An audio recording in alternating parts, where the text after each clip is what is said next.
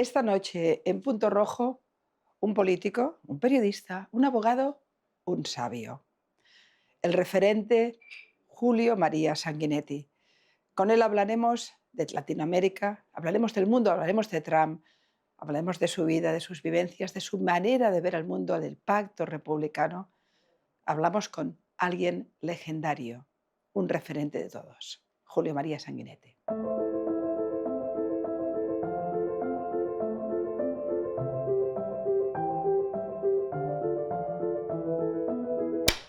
Hola, Julio María Sanguinetti. ¿Qué tal?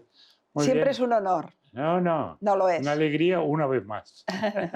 Luego de tantas y tantas y tantas La verdad, hace charladas, años. conferencias, debates a lo largo de tantos años, por suerte. Yo siempre aprendo contigo, Ah, siempre. Hace años que te conozco. y a la inversa. Ha sido para mí un honor tantas veces compartir atrio. Me hiciste un prólogo de un libro sobre la persecución de los cristianos, Es que verdad. para mí es una maravilla. Y aún no he encontrado a nadie que sea más lúcido para pensar en el mundo como tú. Si tuviera que definir a Julio María Sanguinetti, hablaría de un ser pensante, en un tiempo donde pensar no está muy de moda. Bueno, se piensa poco ahora y se corre mucho, ¿no? Más Lo que pasa es consignas que, que palabras. lo que pasa es que ahora vemos más de lo que pensamos. Estamos viviendo una civilización de imágenes. Es una civilización visual esta. Entonces, la gente se informa por imágenes, juzga por imágenes, ¿no? Porque le cae simpático un gobernante que de pronto es un tirano, que los ha habido simpáticos, como Chávez, por ejemplo, que fue un dictador, pero muy simpático. No Maduro, No era tanto, no que lo era era un bicho tanto. peludo, pero Chávez era muy simpático. Y no por eso cambiaba su posición. Y a la inversa tiene lo opuesto también. Uno de los fenómenos del momento actual es que estamos sobreinformados, pero más mal informados que nunca. No, Más información basura. sobrenoticiados, Exacto, no sobreinformados. exacto. Yo diría sobrenoticiados y subinformados. Estamos llenos de titulares.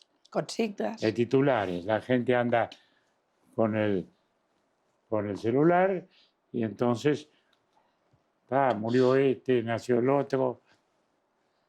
Y son noticias, a lo sumo un poquitito más. Entonces, son titulares. De ahí a la información falta muchísimo. Falta muchísimo. Pero ¿cómo podemos poner complejidad a los grandes conflictos, que siempre no son blanco y negro, cuando el mundo quiere el blanco y el negro? Estamos en un momento muy maniqueo, donde los grises no están los matices. Es muy complicado explicarlo. Bueno, mira, el mundo siempre fue blanco y negro, ¿no? Y si no lees la Ilíada y es blanco y negro, ¿no? Sí, es Sí, sí. cierto. Bueno, desde otro lado están los malditos aqueos que sitian Troya. O sea, las épocas de matices son las de paz.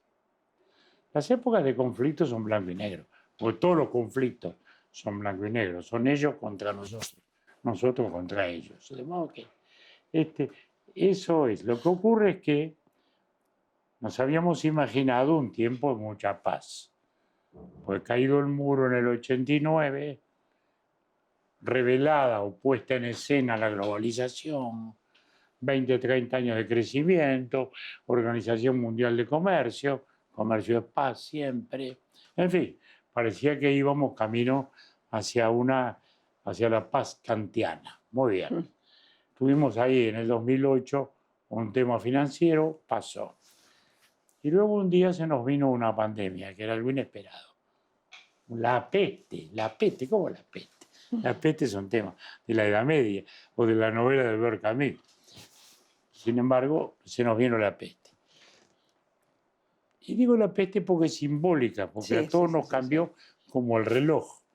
Ahora razonamos así, pero esto fue antes o después de la pandemia, ¿no? Bueno, recién ahora está pasando ese síndrome de atemporalidad que nos produjo la pandemia, que nos metió como entre paréntesis. Ahora, y luego se vino lo inesperado. Una guerra territorial del siglo XVIII, del siglo XIX, lanzada por un zar ruso Sí. sobre sus vecinos, al igual que Pedro el Grande, y que Catalina, y que Nicolás, y que todos los zares rusos, de los cuales el más longevo fue Stalin, ¿no? Y se nos vino encima eso, ¿no? Que era algo absolutamente impensable o inesperado. También se nos dio una especie de retroceso en el otro conflicto, digamos, el medio oriental, que ya no es una guerra o un conflicto entre estados, como los estados árabes están en paz con Israel, sino un conflicto entre dos organizaciones terroristas que maneja Irán a distancia. Y ahí tenemos los dos desestabilizadores del mundo. O sea, el mundo no lo desestabilizan los grandes, sino que lo desestabilizan dos potencias medianas, Rusia e Irán. ¿No añadirías a ello el papel también desestabilizador, pero silente, de China? No, para nada. ¿No? Para nada, para nada. Eso es para mí un gravísimo error de concepto que ha manejado Estados Unidos, especialmente el presidente Trump, dándole un valor político a lo que es un fenómeno de una potencia estrictamente comercial. Pero está armando, por ejemplo, a los Wagner en el Sahel, están las fábricas de armamento en La están África. transformando en potencia militar sin vocación. ¿Tú crees? Para la potencia brutal que tiene China, tendría que tener mucha más presencia en el mundo. Pero es quien sostiene a Rusia. Sostiene, le dio armas, no. Le ha dado el capital para aguantar. Sí, la tolera, no más que eso. Pero ¿cómo no lo va a hacer si Estados Unidos la declaró enemiga a China? Por 10 minutos, porque después llama a Trump y se abraza con el presidente. Bueno, Trump es un negociador, ya sabes. Bueno, pero ese es el tema. China es... Napoleón decía de los ingleses que eran un imperio de tenderos que solo quería comprar y vender. Y China es algo análogo. Es un imperio de tenderos. Privilegia lo comercial por encima de todo. No confundamos China con la Unión Soviética. No, para nada. ¿Por qué? Porque no quiere expandir su sistema político, ni no quiere conquistar territorialmente, ni tiene partidos afines en los estados, ni quiere que hablemos mandarín. Quiere comprar y quiere vender. Sí, que lo van a hacer a su conveniencia, quien no. Esas son las reglas del juego. Por eso digo que si uno desde el profundo sur, en que mira a la distancia las cosas, tuviera que poder manejarlas, yo cambiaría el reloj. Y yo abrazaría a Estados Unidos y China para que todos estos matones de barrio, ¿no? Los matones de barrio, Irán y Rusia, que son matones de barrio, porque no les da para el mundo, pero sí para atormentar al barrio, ¿no? Y aplastarlos o sujetarlos, mejor dicho. Aplastarlos es mala palabra, sujetarlos. Muy bien. Pero eso no es así, la lógica no es así. Y Estados Unidos empezó por no entender a Rusia. Porque Putin Trump no tiene formación histórica. No, ni política. Entonces, no tiene formación. Si hubiera leído el libro de Tony Judd, que está por ahí, que se llama La posguerra, ahí leería algo que está escrito mucho antes del conflicto este, donde Tony Judd narra cómo los occidentales, Churchill, De Gaulle, no entendían a Stalin que con ese inmenso territorio, el más grande del mundo, peleaba por 4 parcelitas ahí en su frontera. Sí. Y él dice, lo que pasa es que no se daban cuenta que desde Pedro el Grande, como decimos, que decía que la seguridad de Rusia estaba en la protección de sus vecinos. ¿Sabes esa palabra? Pedro el Grande. Estamos hablando de 1680. Sí, de firme 1680. 17. Pero luego sigue Catalina y a la caída de Napoleón 1815 lo mismo. Y cada uno trató de reconquistar siempre lo que había perdido en algún conflicto anterior. Lo mismo le pasaba a Stalin, bueno, con el Tratado de Brest-Litov, y lo mismo le está haciendo Putin, exactamente lo mismo. Él considera que la mayor tragedia fue, lo ha dicho con esas palabras, la mayor tragedia del siglo XX fue la dispersión de la Federación Rusa, Y la caída del muro, soviética, sí. y entonces él está queriendo ver cómo recompone la influencia de sus vecinos. En una palabra, Trump no está negociando con Putin, sino con la historia del nacionalismo ruso de Pero al 4 menos, siglos. Julio, a ver, desde la perspectiva del, por ejemplo, si nos situamos en el tema de Ucrania, tú lo ves desde el profundo sur, yo lo veo desde Europa. Desde Europa lo que veo es una Europa incapaz, sin ningún proyecto propio, es una dispersión de reinos de taifas, tomando decisiones unilaterales, que le damos la manita a Zelensky y decimos, pobres gente de Ucrania, pero no resolvemos nada. La guerra se ha enquistado, llevamos centenares de miles de muertos y nadie hizo nada. Llega Trump con sus malas maneras, dice, hay que hablar con Putin. Y tiene razón, porque la impresión que tengo, al menos yo, visto desde Europa, es que Europa no está, como no estuvo en la guerra de Siria, ya no estamos en ningún lugar. Hablamos mucho, Macron se pone tacones y se pone estupendo como buen francés, pero no estamos. Y al menos Estados Unidos está ahí.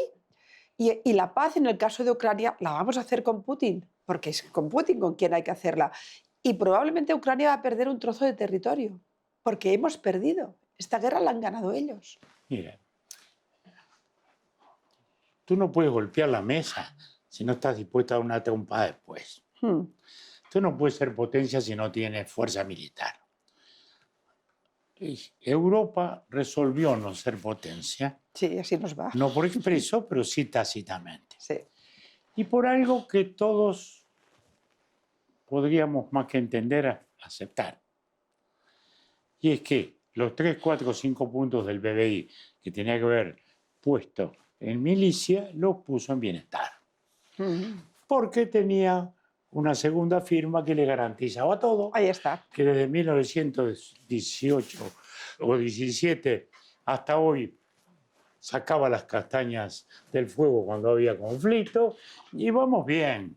Mejoramos las jubilaciones, mejoramos las prestaciones sociales y lo haríamos todo de buen grado. Pero ya sabemos, eso quiere decir anunciar a ser potencia. Por eso mismo tuvimos el lío de Kosovo y hasta que no llegó Estados Unidos no se pudo resolver nada. Yo estuve en la guerra de los Entonces, Balcanes. está claro, quiere decir que Europa no cuenta en este juego. En eso estamos de acuerdo. Entonces tú dices, Estados Unidos por lo menos. No, Estados Unidos está siempre porque es potencia, ¿no verdad? Entonces, en el ámbito universal, la única potencia, o superpotencia, porque es la única que tiene una fuerza militar universal. Universal. Entonces, ese es el punto. Lo que yo digo es que no ha negociado bien con Trump, porque él se imaginó que con simpatía, con la simpatía que le tenía de antes, porque él tiene una gran fascinación por los poderosos. Los hombres fuertes. Cualquiera fuera, los hombres fuertes. Entonces, pues, se imaginaba que esto iba a ir de tú y yo, ¿no? Y no es así, porque Putin es un zar que ha recompuesto, o está intentando recomponer el imperio de los zares a tal punto de que alguien formado en la KGB, ahora hasta la Iglesia Ortodoxa ha incorporado de nuevo al régimen. Es decir, que estamos en el viejo imperio ruso. Es la gran Rusia de Tolstoy. Rus. El Rus. ¿No? Como De Gaulle, que no hablaba Unión Soviética, decía Rusia. El Rus. No, bueno, es Rusia. Entonces, a eso refiero. Por eso Trump no ha sabido manejar el tema. Y el otro le ha ido ganando tiempo. Entonces, Trump ha vacilado, ha ido para acá, ha ido para allá, y le ha regalado la apariencia de una victoria, una formidable derrota militar. Porque el ejército ruso se imaginó que le pasaba por arriba a Ucrania en 10 minutos, ¿no? Como había pasado ya en Crimea y nadie dijo nada. Muy bien. Y es una derrota muy penosa. Putin no va a pacificarse mientras pueda soportar la guerra y hablar de su poderío. Solo cuando la guerra se le haga insoportable, puede ser por razones políticas, puede ser por razones económicas o puede ser por razones Por militares. tanto, ¿tú crees que la posibilidad de un pacto cediendo el Donbass no se va a producir? No, se va a producir en el momento en que Rusia sienta que es insoportable. No depende de Trump. Trump sí dependería de hacérsela insoportable. ¿No? El otro día Trump dice, menos mal que no le di los Tomahawk, ¿no? Los cohetes que llegaban. Sí, sí, sí. Y yo decía, qué error. Si se los hubiera dado, el efecto dispersivo, disuasivo de los cohetes quizás habría sido mucho más eficaz que cualquier otra cosa. Y él lo decía, además, a mi juicio absurdamente, a raíz de que estaban dando explicaciones, porque había habido un atentado en Moscú contra un general. ¿No? En una palabra, hay que darle explicaciones a Rusia por un atentado interno y no hay que darle porque esté bombardeando, no la frontera, bombardeando Kiev, los edificios con la gente adentro, entero, sí, en sí. Kiev, en la capital de Ucrania, corazón hasta de la Iglesia Ortodoxa. Entonces, estamos en un terreno de una superioridad psicológica muy fuerte de Putin sobre Trump. Esa es la desgracia. Y luego, ¿qué ha pasado con Trump, a mi juicio? Que más allá de sus buenas intenciones, acá nos encanta discutir las buenas o malas intenciones. Y yo no dudo de las muy buenas intenciones de Trump y no dudo de que quiera usar su fuerza bien. Pero no se pueden abrir 6 francos a la vez. Entonces, no hemos resuelto Rusia, no hemos resuelto lo de Rusia-Ucrania, no hemos resuelto lo de Hamas, que está en un segundo lugar. Nos hemos metido en un lío complejísimo en Venezuela, cuyo horizonte no está a la vista. Y ahora, por si faltara poco, nos metemos en Groenlandia y armamos otro lío, otro frente más. Entonces, ¿hasta dónde abrimos frentes? Y no cerramos ninguno. Puedo verlo al revés. O sea, yo lo que veo, y por tanto a mí no me inquieta tanto, es una administración en manos de Trump, pero también de su equipo, que focaliza los grandes problemas. Aquí tenemos un problema en Oriente Medio, tenemos un problema con Irán, tenemos un problema con la región bolivariana, con Venezuela como centro, derivado también con Cuba. Hay un lío en el Ártico y hay el lío de Ucrania. Y nadie está haciendo nada para nada. Venezuela robaron las elecciones, tienen más de 1 millar de presos y Europa mirándose. El Mercosur no existe. Nadie hizo nada. Es decir, el derecho internacional no es que se lo haya cargado Trump yendo se lo cargó Maduro y Chávez y compañía. Por tanto, como mínimo Trump dice, bueno, me llevo a Maduro, empiezo el proceso de transición, no entro en caos el país y vamos a ver si con 3 etapas podemos ir a elecciones. En Oriente Medio he conseguido que Arabia Saudita, Turquía, incluso Qatar estuvieran en el acuerdo de paz. Cuidado. Irán hoy tenía que ayer ejecutar a uno de sus condenados a muerte y lo ha frenado porque se ha asustado. Putin quizás lo que tenemos. Y luego con Groenlandia es cierto que hay un problema de colonización económica de China, que no tiene frontera con el Ártico, pero tiene la ruda de la seda ártica.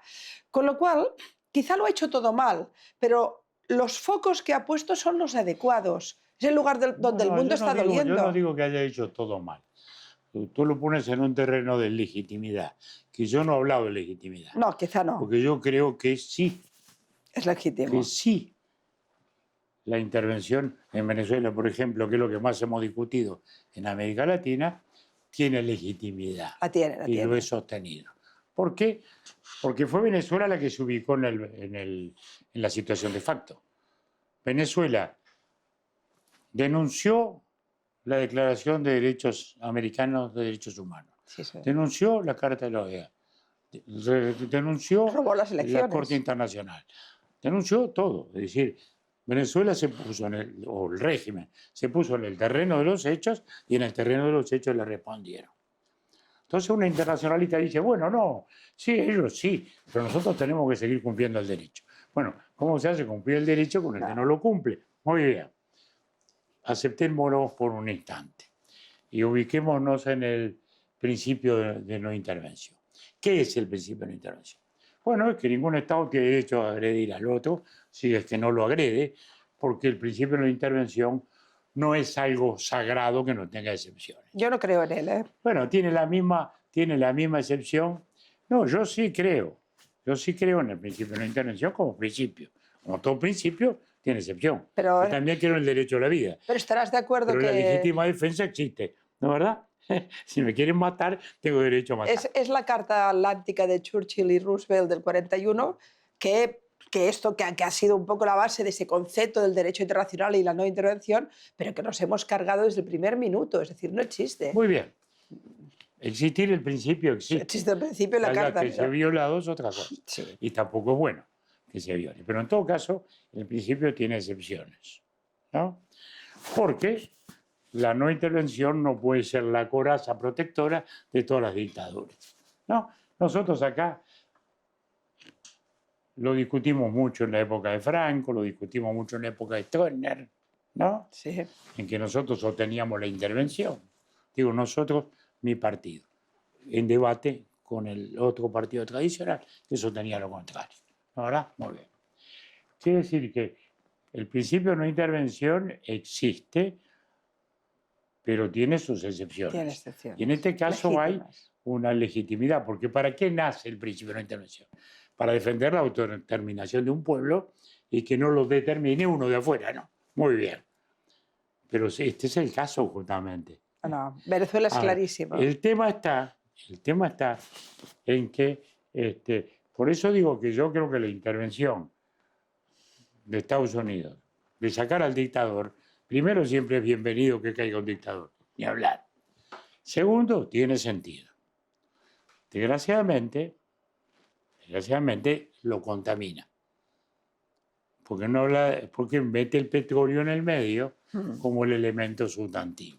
Entonces ahí la cosa se empieza a enredar un poquitito y a perder un poquito ir a un terreno en que ya no estamos discutiendo la autodeterminación venezolana, ni estamos discutiendo eso. Y ahora está negociando con el régimen dictatorial un tema de intereses, considerando como creo que fue legítima la intervención, considerando como que fue bienvenido sacar afuera al presidente dictatorial.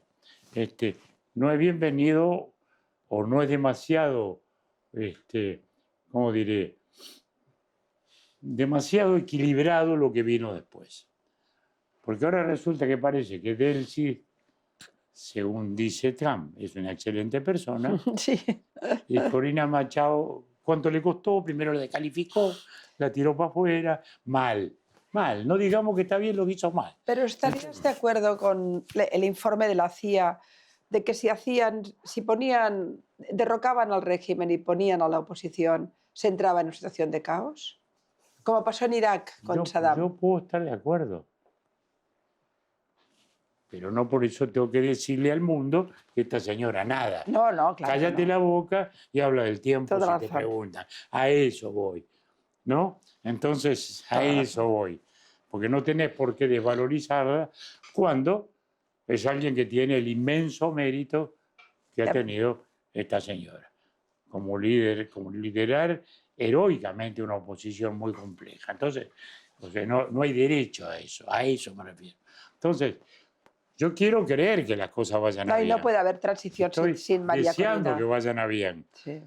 Lo que pasa es que, además, el presidente de Estados Unidos actúa un poco, digamos, a impulsos. Entonces, es todo muy negro y muy blanco, ¿no? Entonces, anteayer, este régimen era lo peor. Hoy ya no es tan malo. Y estamos trabajando bien. Bueno, ojalá. Veremos, sí. Pero estamos hablando de lo político. Bueno, de a poquito van saliendo algunos presos, ya es algo. Yo creo que ¿De sí, acuerdo? Tenemos dos cosas. Cayó el dictador, salieron algunos presos, algunos poquitos. Pero van a salir, ¿eh? No puede sostenerse de otra manera. Sí, yo diría que no. Pero si le aflojamos el petróleo, la cosa, el régimen se va a inquietar, es al revés. Porque uno piensa, no tenemos por qué invadir Venezuela, no, pero la podemos asfixiar, ¿no? O podemos, controlando el petróleo, controlar también el gobierno. La Sí. idea, a ver si esto no va hacia unas elecciones Sí, pronto, vamos mal, claro. Ojalá. Yo quiero creer que sí. Lo que me permito dudar de la metodología hoy. No de la intención y no de lo ya logrado. Tan sencillo como es. Y tiene que intervenir, o cómo vería si interviniera Trump quirúrgicamente, en principio, en Irán. ¿Abrimos ese paquete? Bueno, Irán es un tema particular, porque además Irán sin duda es un factor hoy de inestabilidad. Irán es el que ha armado todas estas guerrillas tremendas. Puede actuar por dos vías. Puede actuar vía Israel, que tiene todos los derechos Está allí, ya del universo y que está ahí. Sí, sí. Puede actuar vía Israel, en colaboración con Israel, o yo diría siempre en colaboración con Israel, porque tiene que sintonizar, Sí. sean ataques propios o sean ataques indirectos. Entonces, yo creo que eso tiene que ocurrir porque lo del Irán ya no es soportable también. Y además volvemos a lo mismo. Si hablamos de no intervención y hablamos de autodeterminación de los pueblos, Está claro. basta ver esto. Porque además esto está envuelto en hipocresía, ¿no? Porque a mí me subleva ver, estamos asistiendo a un episodio, yo diría, casi inédito y en el extremo de la heroicidad. Porque es una revolución de mujeres. Se juegan la muerte. Es una rebelión de mujeres. Por supuesto, la mayoría, cuando hablo de hipocresía, hablo de la mayoría de nuestros movimientos feministas que de eso no se han enterado. De que hay una revolución hecha por mujeres contra una tiranía. Las de aquí, los movimientos feministas de acá, de Uruguay, de Argentina, ni los veo. Pero esos movimientos de Argentina, de Uruguay y de mi país también callaron con las violaciones del 7 de octubre. Calladitos. Y está ocurriendo algo que el mundo casi no ha visto, ¿no? Porque es una revolución femenina. Escribí el otro día un artículo en Infobae que se titula Carta a Javier Bardem y hablo de esto. Digo, ¿dónde estáis? Porque hicisteis mucho ruido con el Free Palestine, pero luego con Irán, callados. Con Afganistán, las mujeres que no pueden ni respirar, callados. Con todo el lío que tenemos con los cristianos en Nigeria, callados. ¿Qué izquierda tuerta es esta que no tiene opinión sobre estos temas? Solo si... Es el no Jews, not news. Es decir, si no hay judíos americanos, no hay noticias. Un mes. ¿Y Venezuela? ¿Y Venezuela? Ahí está. No, al revés, defendiendo Maduro. Defendiendo Maduro. Lo apoyábamos o éramos cómplices con todos los machismos maduristas. El otro día Mélenchon, en plena revuelta en Irán, cuando se estaba hablando ya de miles de muertos, Mélenchon quejándose del secuestro de Maduro. Y sin decir, el líder de la izquierda francesa. Y no diciendo nada de lo que ocurre en Irán. Es una crisis de la izquierda terrible, Julio. Es la sensación de que hay una izquierda que tiene un solo ojo y ve solo las causas ideológicas, las que le gustan. Bueno, todos sabemos que es izquierda, que es derecha, ¿no? Pues, o sea, nunca terminamos de saber no lo sé, que es una cosa. Está mezclado. Que es una cosa. Sabemos que hay fronteras colindantes. Sí. Pero si vamos a la deep izquierda, desde Robespierre hasta Stalin, ha sido autoritaria siempre. Exactamente. O desde Robespierre hasta Maduro, la izquierda auténtica, profunda, primero jacobina, luego marxista, más tarde leninista, más tarde stalinista, más tarde fidelista. ¿Y madurista? Y ahora madurista, siempre ha sido autoritaria. O sea, lo que llamamos socialdemocracia lo podemos mirar como un desarrollo del liberalismo, ¿no? O como una liberalización de la intención de justicia y siempre social. anti-israelí y antiamericana. Ahí está. Pero ese es el gran tema. Hay un antiyanquismo primitivo que todavía existe, y que hace que todo aquello en donde esté Estados Unidos sea enemigo y donde se conectan y se introducen las cosas más hipócritas, ¿no? Porque uno veía justamente movimientos feministas con banderas de Hamas, porque esas banderas palestinas son banderas, quiere decir bandera de Hamas. Bueno, es demasiado, hay demasiada hipocresía en el mundo. Entonces, lo malo es que no estamos en el terreno del derecho, las soberanías no existen, por eso Rusia invade, ¿no? Los pactos no se cumplen, por eso Trump, el propio tratado que hizo con México y Canadá no existe, le meto a los aranceles que quiero. Pero también México, que permite que el fentanilo entre a... Claro, es que Bueno, pero el tratado... también Estados Unidos se defiende al final. El tratado, yo no digo que no, pero el tratado lo firmó Estados Unidos, ni tú ni yo. Lo firmó Estados Unidos y lo firmó Trump, que hasta lo rebautizó. Y luego lo incumplió. Hasta lo rebautizó al tratado con Canadá y México. Por eso digo, los tratados no se cumplen, y suma y sigue, digamos, ¿no? Los derechos humanos menos, tal y que cual. Y entonces estamos en un territorio de gran caída del derecho internacional. Estoy de acuerdo. Es más, hemos retrocedido también en algo que hemos batallado mucho, fundamentalmente los países, llamémosle más pobres, que es la libertad comercial. Y hemos vuelto a caer en el proteccionismo propio de hace 50, 60 años, cuando habíamos ido logrando avanzar en un territorio de comercial que nos daba más oportunidades. Y ahora volvemos de nuevo a esta ley de la selva en que, bueno, los grandes dueños de los grandes mercados dominan. En este caso, sí, China es una potencia, ¿no? Porque cada día es también un mercado mayor. En el mapa que se está dibujando en Latinoamérica están cambiando los paradigmas. Chile de golpe está en unas manos conservadoras, Bolivia también, sorprendentemente, por supuesto Argentina, cae Maduro. ¿Queda fuera Uruguay de todo esto? ¿Está desdibujado? ¿Queda en otro punto? ¿Está en la línea incorrecta de la historia? ¿O en el momento incorrecto? No. Entendámonos. En Uruguay los gobiernos han sido todos moderados desde la salida de la dictadura. Todos. Más a la izquierda, más a la derecha, pero todos han sido moderados. Y hay un consenso básico. Ya no estamos discutiendo como en los años 60 qué modelo de sociedad queremos. Acá ya no hay revolucionarios que quieran nacionalizar la banca, nacionalizar el comercio exterior, hacer la reforma agraria y todo aquello con lo cual se fundó el Frente Amplio en su tiempo. Todo eso, cuando llegó al gobierno, lo enterró.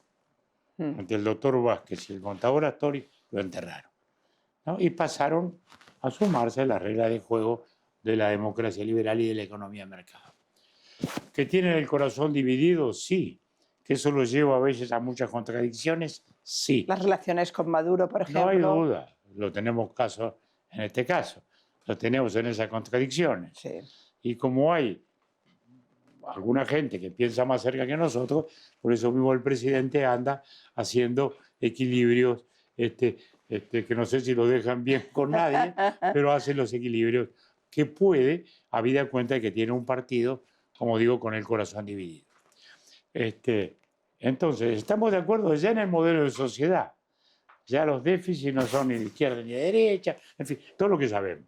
Pero, como pasa con todos los gobiernos sedicentes de izquierda, la variable de ajuste es la política exterior, ¿no? Entonces aplicamos política económica ortodoxa y nos sacábamos una foto con Fidel, después ahora nos sacamos una con Maduro, con menos glamour ya la foto, pero ahí vamos, ¿no? ¿Verdad?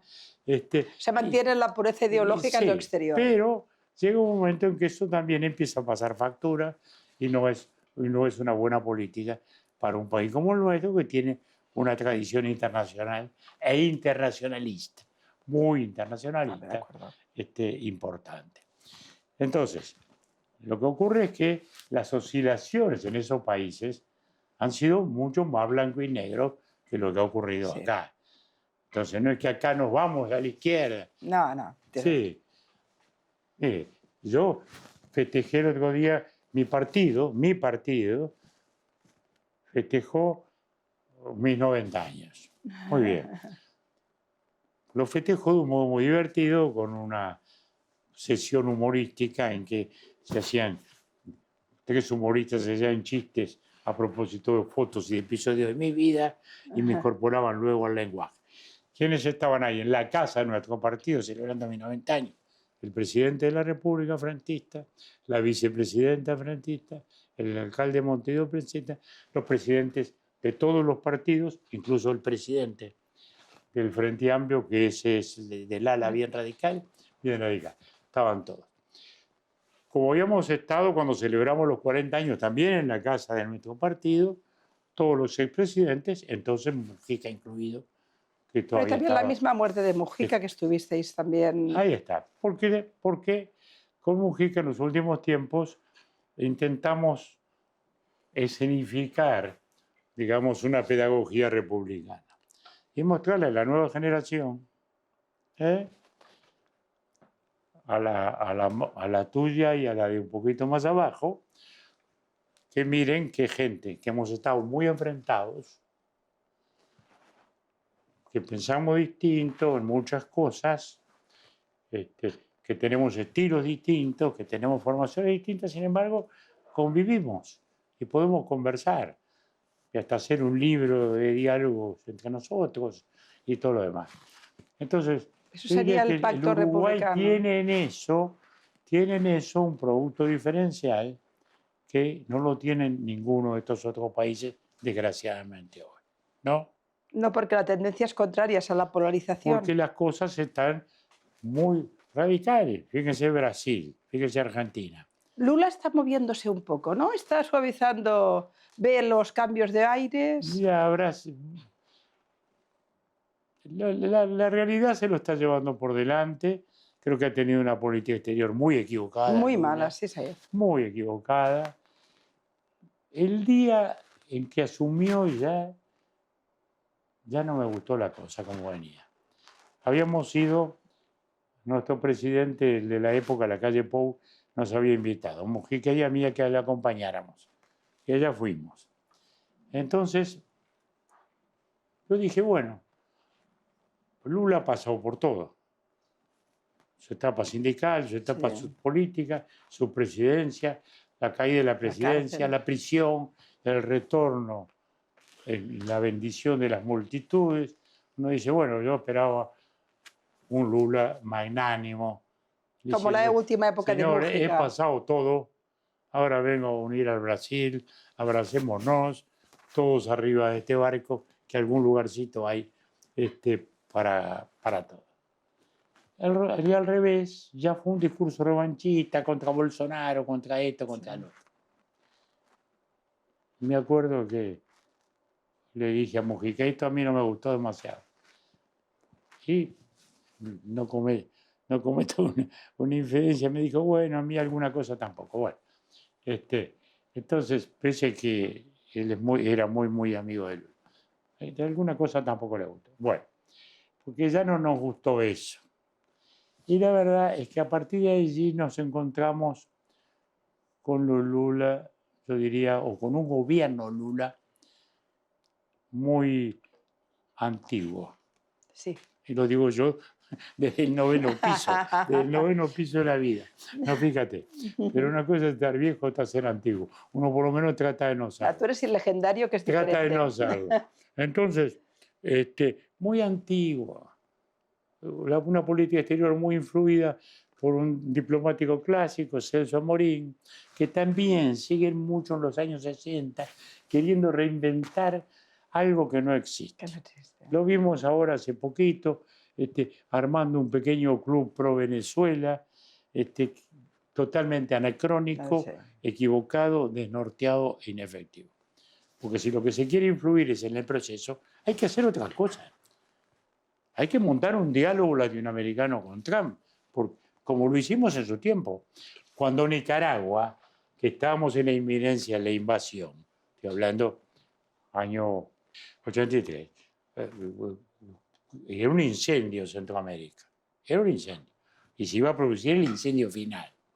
Y ahí nació el Grupo Contadora, que lo inician de la Madrid, Belisario Bentancur, y los venezolanos y los panameños. A los 2 años nos sumamos nosotros cuando nos incorporamos a Argentina, Uruguay y tal. Y bueno, al principio Estados Unidos nos dijo, no, ustedes no tienen por qué hablar, no son interlocutores. Fantástico. Pero luego demostramos que sí éramos interlocutores.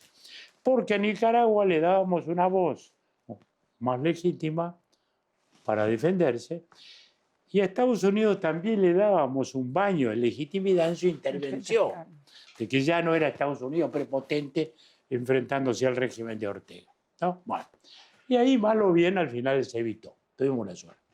No es el caso hoy, porque la invasión ya ocurrió, pero es a medias. Y ahora lo que hay que hacer es reconstruir una democracia. Entonces, se puede jugar un rol, pero no empatotados los nostálgicos del chavismo, ¿no? Porque entonces ahí no sirve para nada. Bueno, es un poco, si me permites... Esa es una América Latina equivocada. Es un poco, si me permites, en la lejanía, los errores que está cometiendo Pedro Sánchez en España, que la deja fuera de todos los pactos, porque en lugar de hacer una mirada moderna, se apunta al antiyanquismo, al antiisraelismo, a lo clásico, a lo populista, que le da un poco de supervivencia electoral, pero no le da papel estratégico. Se está dejando España fuera de todo. La prueba fue cuando empezó todo el tema del pacto por la paz en Sharm el-Sheikh, que España tuvo que pedir de escondidas al presidente de Egipto que le dejara ir porque no tenía papel ninguno. Ahora, para todo el tema de Crimea, Estados Unidos ha dejado a España fuera. Es decir, ves un presidente que se apunta a los petros, no felicitó a María Corina de Machado, se ha cargado la intervención americana, lo clásico. No, horrible, es horrible. Aparte Estoy totalmente de acuerdo con tu enfoque. Eso es un grave error. Y nosotros precisamos de un Brasil prestigioso y actuante, porque naturalmente por su propio peso específico, digamos... Pero no hay referente, ¿eh? En Brasil no hay un referente claro ahora, más allá de Lula. Hoy no lo hay, estamos enredados en un conflicto personal, que a su vez ahora pasa a ser familiar también, porque Bolsonaro, el bolsonarismo, digamos, se decanta por el lado de los hijos, con dificultades, cuando a Lula tampoco le iba demasiado bien. Trump le dio un aire a Lula. Ahí tenemos cómo se logra a veces el efecto contrario.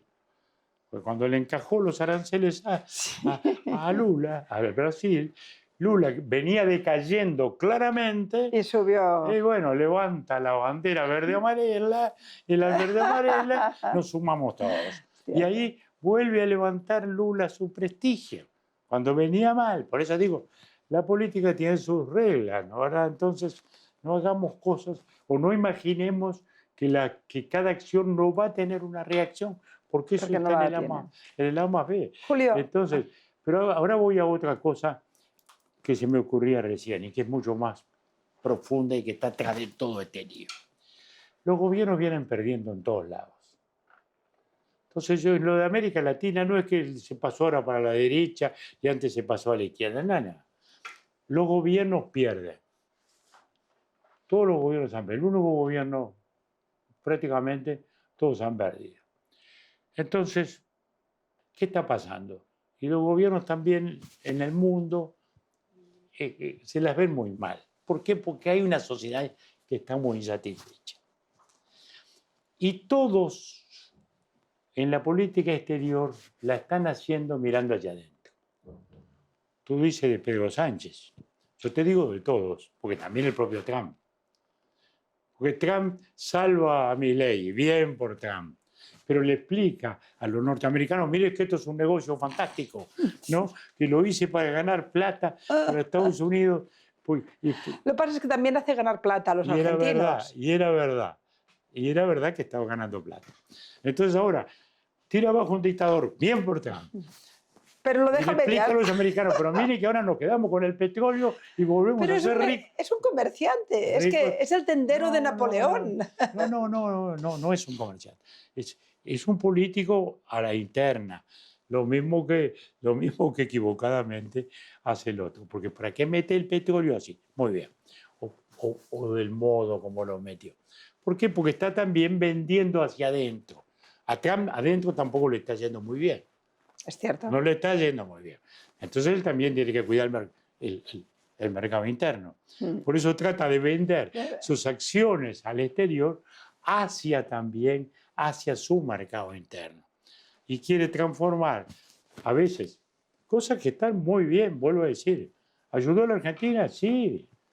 Bienvenida. La salvó de un lío más grande y creo que le hizo mucho bien a la sobrevivencia o a la estabilidad de la Argentina. Pero luego lo vendía como un gran negocio. Pero el tema es esa insatisfacción que hay en la sociedad y que está muy complicada. Y que eso Europa lo ve, Europa lo ejemplifica cumplidamente, porque es una sumatoria de muchos factores que se vienen dando, que es el cambio civilizatorio hacia la civilización digital, el cambio de la riqueza, el cambio de los La modos de inmigración, producción, el tema islámico, la inestabilidad en el empleo, ya la no hay más empleo seguridad. para toda la vida, la inseguridad. Entonces, todo ese cúmulo de factores, un estado de bienestar agotado, porque ya la capacidad impositiva no va más, porque Europa no puede competir con el Oriente. Y el estado del Se le bienestar en acabó. crisis. Sí, Quiere sí. decir que esto ahora hay que ajustarlo, y ajustarlo es perder elecciones. En el final de la entrevista, ¿puedo volver al hombre y salir del hombre pensante, del político, Bueno. del pensador, ir a la persona? ¿Cómo se ve la vida a los 90? Bueno, primero se ve desde el ángulo de la salud. Porque lo primero de todo es que te ande bien la cabeza y que la carcasa te permita andar. ¿Haces balance? ¿Algún tipo de balance? Mira, yo soy muy trabajador. Ahí está. Muy trabajador. Entonces, trabajo mucho. Yo tengo un periodista me dice, ¿usted qué piensa de la muerte? Yo no tengo tiempo, así que háblame de otra cosa. A mí me pasa igual. Yo no tengo tiempo, Llegaremos trabajo tarde. todo el día, Llegaremos tarde. trabajo todo el día y ahora mismo termino acá y tengo 2 o 3 cosas más en hilera. Entonces, en mi caso, yo la veo con una gran gratitud. Hoy lo que siento para la vida es una gran gratitud porque tengo una familia fantástica, soy un dinosaurio, somos un matrimonio dinosaurio de los que ya no existen porque llevamos 66 años de casado y 6 de novio. 6 de novios de los de antes, además, ¿no? No es noviazgo de los de ahora, era de los noviazgos de manito. ¿Y aún la tomas de la manita? Y llevamos eso. Y entonces, la vida familiar ha sido gratificante. La vida política ha tenido todos los altibajos de una vida política, pero ha estado gratificada, digamos así, por las responsabilidades que me dio la ciudadanía y por llegar a esta edad con respeto de todos los partidos, como recién lo decíamos, cuando uno puede celebrar la ¿Eres edad consciente que con todo el espectro político del ¿Eres país. consciente que eres una de las personas más respetadas de toda Latinoamérica, sin duda? Bueno, y también más escuchadas. Yo diría que tengo una buena relación con todos, más a la izquierda o menos a la izquierda. No la he tenido, sí, con el régimen venezolano, con nadie, pero sí la he tenido con Lula, con quien tengo una relación muy respetuosa y hasta afectuosa. Muchas traiciones a lo largo de la vida. ¿Te han dolido las traiciones que has sufrido? ¿Ha habido? Mira, ha habido los sinsabores propios de la vida política, pero por suerte, y eso se lo digo siempre a los más jóvenes, por favor, no coleccionen agravios. Porque si los códigos penales dicen que prescribe hasta el homicidio, ¿Cómo no va a prescribir un insulto de ocasión de pronto, no? Entonces, eso es una cosa muy importante también. He tenido adversarios, en algunos momentos he tenido enemigos, sí. Quizás algunos tengo por ahí todavía, pero pocos. Porque, por ejemplo, con Mujica fuimos enemigos. Cuando él estaba con las armas en la mano, yo integraba a los gobiernos que lo combatían, ¿no? Evidentemente. Y hablaba en el cementerio en homenaje a los muertos que ellos habían matado, de modo que éramos enemigos. Cuando vino la recuperación democrática y ellos se incorporaron a la vida política, pasamos a ser adversarios. Y luego, con los años, devenimos colegas amistosos, Colegas. que incluso sentimos que podíamos cumplir un rol juntos. Entonces, Maravilloso. yo siento eso. Ahora, mis pasiones están intactas. La pasión republicana, que es muy fuerte, la pasión peñarolense, que es muy fuerte, la pasión colorada ballista, que es mi partidaria, que es muy fuerte, La mi pasión por el uruguaya. arte, que es muy fuerte, mi pasión por los libros, y el periodismo, que es mi profesión. Porque a mí cuando me ponen un formulario profesión, yo no pongo abogado, que lo soy, ni pongo expresidente, nada, pongo periodista. Lo ponía aún cuando era presidente, porque esa ha sido mi profesión. Nunca he dejado de escribir. Y eso, La última. te llena de satisfacción. Con lo cual, estoy diciendo que tampoco hay ningún milagro. Esto es una consecuencia también. La genética importa, eso se lo debo a los ancestros, pero creo que también en esto importa un poco de buena conducta y la ciencia también, porque entendamos, no, yo tengo acá un marcapaso hace 11 años, ando a pila hace 11 años. Pero te funcionan muy bien. Por eso, si no tuviera esta pilita, vas a saber desde qué nube te estaría ¿Te mirando. puedo hacer la última? ¿Hay algún diálogo con Dios? No, nunca lo he tenido, nunca lo he sentido. Mi racionalismo ha sido siempre muy fuerte, muy fuerte. Y entonces, sí, por racionalista me he declarado siempre agnóstico. Agnóstico.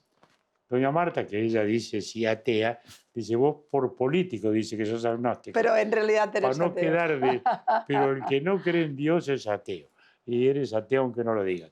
Bueno, soy agnóstico porque yo no tengo evidencias para impugnar, así como no las hay para creer. Es un tema de fe, es otro territorio, más allá de la razón. ¿Y Dios es un problema? Para mucha gente sí, para mí no. Gracias. Encantado.